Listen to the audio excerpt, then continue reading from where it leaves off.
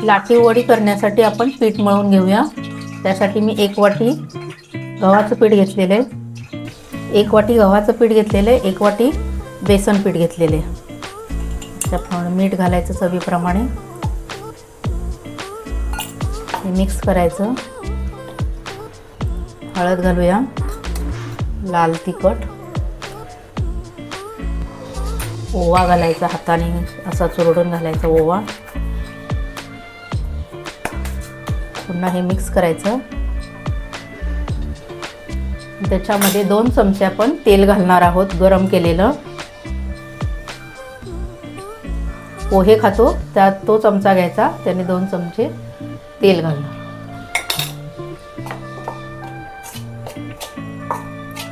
आता हे मिक्स करून घेऊ।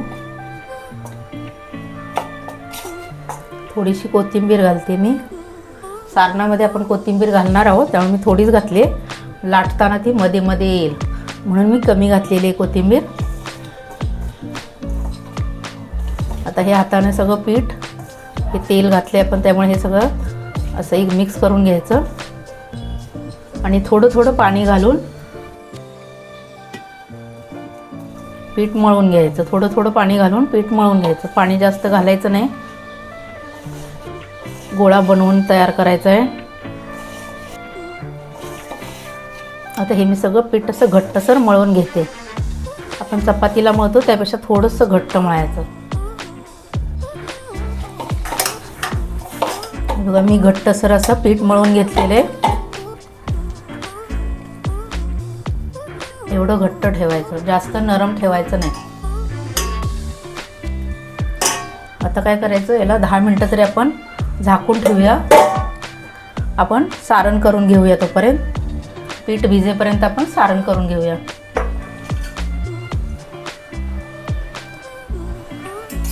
थोडंसं लालसर होईपर्यंत भाजून घ्यायचं। 1 वाटी खोबरं घेतलेलं आहे, ते आपण खरपूस भाजून घेऊया। खोबरं भाजून झालेलं आहे, आता 2 चमचे तीळ भाजूया। तर आपलं खोबरं भाजून झालेलं आहे तांबूस रंगावर, जास्त करपवायचं नाही आहे।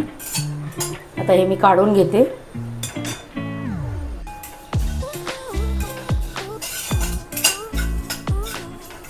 तिळाचा तडतड आवाज आला की आपण त्याच्यामध्ये खसखस घालूया।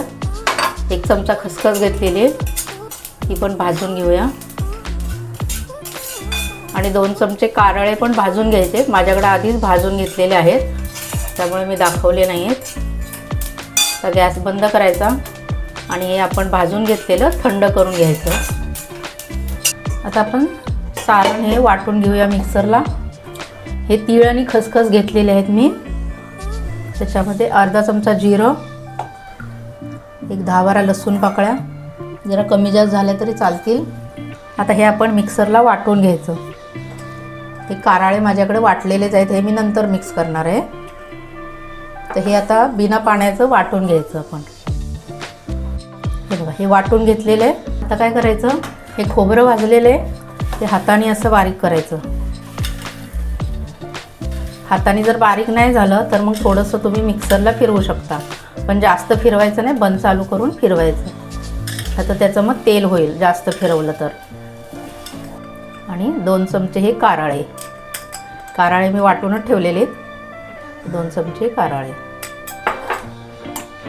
मीठ,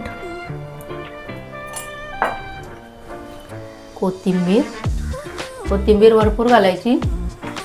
आता याच्यामध्ये 1 चमचा लाल तिखट, आपण जे घरात वापरतो मसाला, कांदा लसूण मसाला, तो घालायचा। आणि 1 बेडगी मिरचीचा ते अर्धा चमचा घालूया।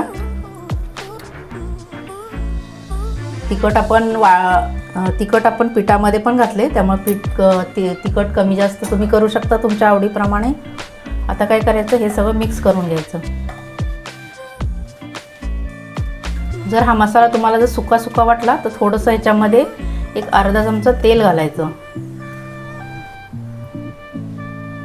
आता हे पुन्हा मिक्स करून घेऊया।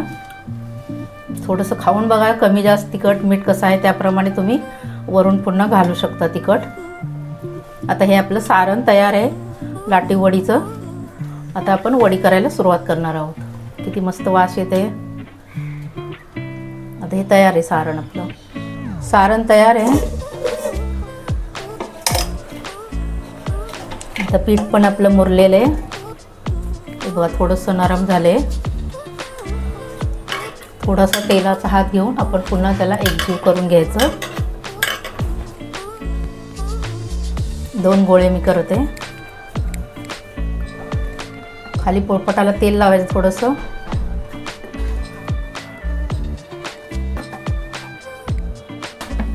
चपाती लाटतो इतपत आपण ही लाटून घ्यायची. जास्त जाड नाही, जास्त बारीक करायची नाही. हे सांगली, कराड, सातारा त्या भागामध्ये ही वडी खूप जास्त प्रमाणात केली जाते. खायला खूप चांगली लागते. आणि ही वडी ना सजुरी बरोबर खातात. हे बघा आता ठीक आहे. आता ही आपली पोळी लाटून झालेली आहे. आता कसं थोडासा पाण्याचा हात घ्यायचा, जास्त करायचा नाही, थोडासा ओला करायचा आणि असं चपातीला या लावून घ्यायचा. हे कशासाठी, तर हे सारण आपण घालणार आहोत ना ते निघणार नाही.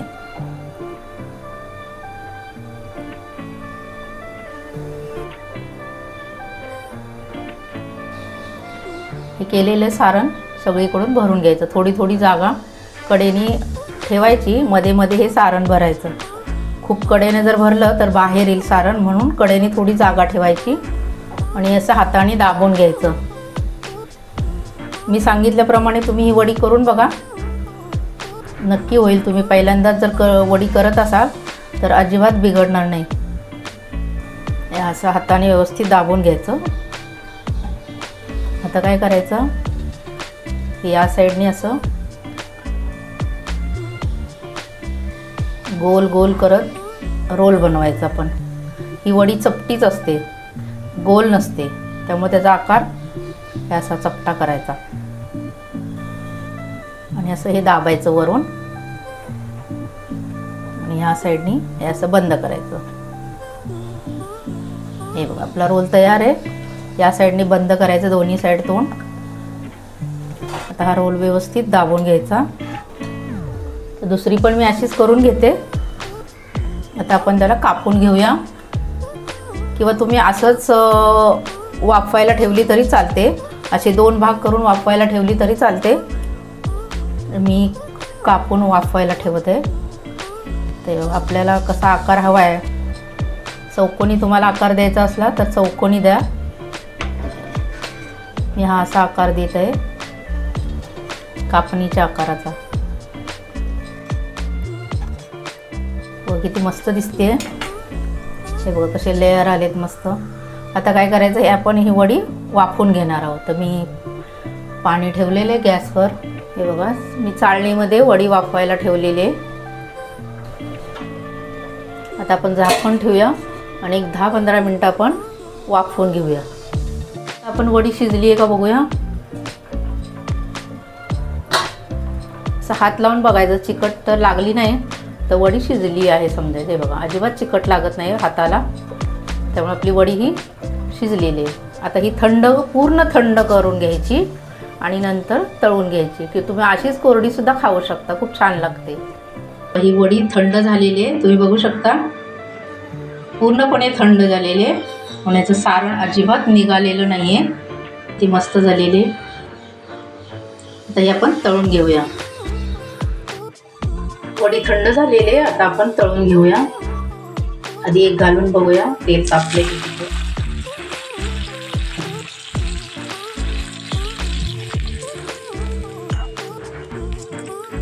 तेल जास्त तापलं, तेल थोडंच ठेवायचं म्हणजे हे सारण मग असं तेलामध्ये पडतं. मग तेल कमीच घ्यायचं आणि गॅस एकदम मंद ठेवायचा.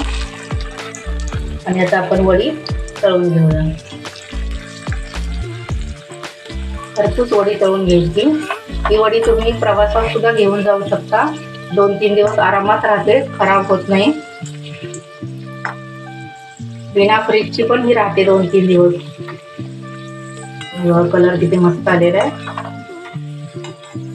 वाफवलेले त्यामुळे तळायला काही जास्त वेळ लागत नाही. आता ही मी सगळ्या वड्या अशाच तळून घेते.